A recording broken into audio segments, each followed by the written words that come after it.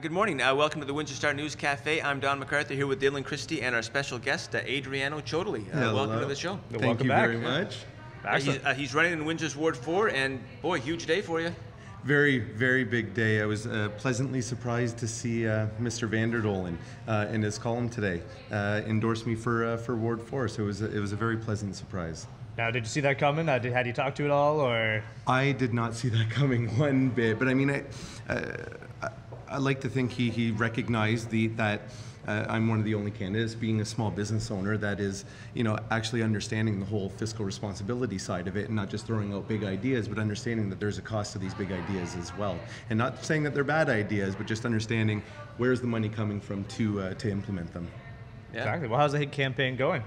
It's been going fantastic. The response I've been getting at the door I'm absolutely loving it. Even people saying hello to me before the door is even completely open. And then just the engagement I'm getting. Obviously, you're always going to get some that that aren't even interested in voting, which is disappointing, especially with how important the election is this year. It's been a fantastic response at the door. Excellent. And you've been busy too. I think since you've been on last time, there's been a food truck rally, and it was last week. It was the Windsor Craft Beer Festival, and helping organize Bike the Bridge on the Windsor side as well. When is that? When is Bike the Bridge? Oh, it happened a couple weeks ago. Oh, okay. Yeah. We're on top of things here at the Windsor Star. As photo editor, you had Dax there. Dax got some great pictures. Exactly. I manage. Yeah.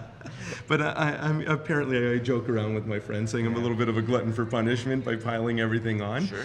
But I'm working hard to make my community better. Not just it's not just because of an election time. These are things that I'd be doing regularly through my business and just through my personal life anyways. Okay, it's going to be a tight race in Ward 4. Some great candidates. Jarvis, of course, she endorsed somebody else. There's Remy, there's yourself, there's Chris, there's Howard, who was on the show. Great candidates. Yeah, Brian Kaza as well. So, what are your plans for the weekend to sort of up your chances of winning? And what are your plans on election day to get the troops to the polls? I have a great group of volunteers that are all being trained right now to get out there for the weekend. I mean, we have a pretty strong ground game that we're going to be doing on the weekend, and it's mainly still going door to door. I mean, the strategy isn't going to change too much. It's actually talking to the voters face to face, and getting them to know me a little bit more personally as well, and making that connection with them. Because there are a lot of similar ideas that are being thrown out there by all the candidates. I feel that it's that one-on-one time, that face-to-face, to actually show them why you're different and why you're so much better, that will put the eventual winner over the top. Excellent. Well, one issue that's coming up a lot is transit. You're talking off camera that you have some ideas for Windsor Transit as well. Well, and it's not necessarily new ideas. They're ideas that were already brought forward. I know with one of the candidates, Remy, she was mentioning she wants to see new buses being purchased, new electric buses. She wants to see the routes extended. But these come at a huge cost. Each bus itself costs about $700,000 to $900,000. And then for each hour that you want to extend the route, costs Transit Windsor $105 an hour to be running that bus in service. So that's a huge cost over the year. If you're extending each route at least an hour before or an hour later, those costs add up into the millions of dollars, and it's just... I don't feel her planning was really there to truly understand where these costs were coming from to implement it, or where the money is coming from. One thing I would like to see implemented as quickly as possible is the app that Transit Windsor has mentioned, the GPS app, that people will be able to track where all the buses are. The main complaint about Transit Windsor is always about the reliability of it, and that, I feel, has directly led to the University of Windsor students not endorsing or not bringing aboard a program to be able to, to support all the students, and that itself can bring in about $500,000–600,000 in revenue per year. If you focus on the simple things by creating that simple app, improving reliability, you can generate revenue off that, and then you can worry, as the revenue starts coming in, then you can start thinking about extending the routes, purchasing new buses. But first you have to improve the reliability more than anything. Okay, excellent. Now, I have a passion for food trucks. I know you have a passion for food trucks. One of my favorite things is going over to Detroit Eastern Market, getting the beignets to go with the bacon on top and the powdered sugar. Now, you have a plan to actually bring food trucks to Windsor, because right now the bylaws don't allow for it. The bylaws don't really allow for it. And my plan, everyone, obviously jobs is a big focus, and this is a very simple, inexpensive way that you can introduce new jobs and support entrepreneurship, and also create vibrancy in neighborhoods, support tourism, is by allowing food trucks. And you can do it without necessarily hindering the brick and mortar restaurants.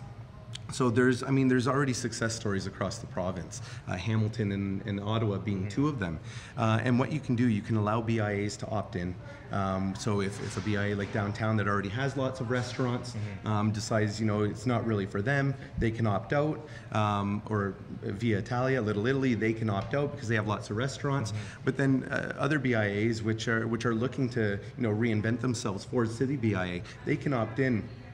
Register for food truck spots on their street and kind of draw people in, and hopefully, get other businesses opening up around them as the foot traffic, grows in those neighborhoods. And it can also be a revenue generator for the city as well, because you can create food truck pods, which the owners of the food trucks would be paying rent to, paying for their utilities, for water, for garbage disposal, and for the spot itself. So not only are you creating a revenue stream, but you're creating a space that could possibly create, a larger tax base as well as businesses start opening up around them.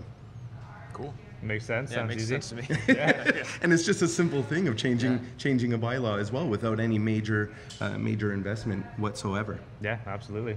All right, well, final days, anything else you want to say? I don't think so. I mean,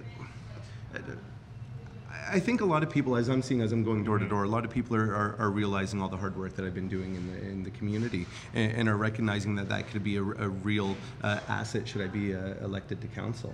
I mean, as you were mentioning before, the Beer Fest is one of those things where it wasn't just about, it was something creative that wasn't just about the festival itself, but it was supporting the entire neighborhood around it, and creating spin-off activity around it.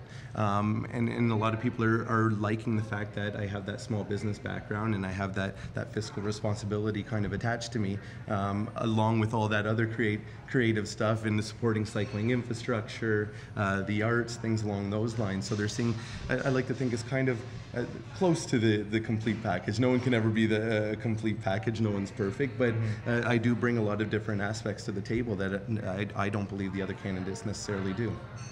Okay. Excellent. All right. Adriano Ciotoli, he got endorsed today by Windstar Vander. Thanks for joining us on Trail Talk. No, thank you very much for the time. I really appreciate it. Excellent. Thank you.